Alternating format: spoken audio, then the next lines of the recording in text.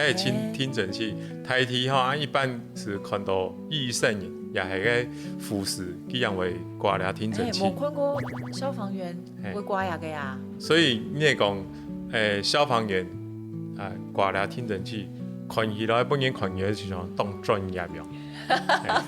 道具，咩道具佢真紧会用到，真紧会用到。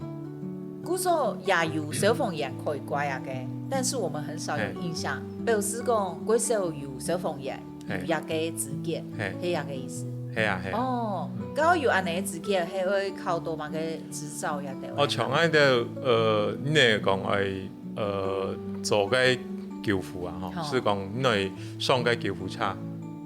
初期的话，你一定要有个初级救护技术员以上资格。英文是讲 EMT 啦，EMT 有分级嘛，有分初级、中级到高级。从你系上救护车是一定要初级。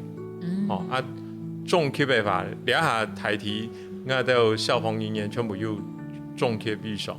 嗰種高級的話是按照 EMTP 嘛，你下啲全台灣差唔多比例來講差唔多10%添啊。係哦，那10%有按那個 EMTP。咁 EMTP 可以做到什麼程度？EMTP 其實比如講初級的，然後中級的做一做，佢全部做一做吼。另外是講佢做得啲。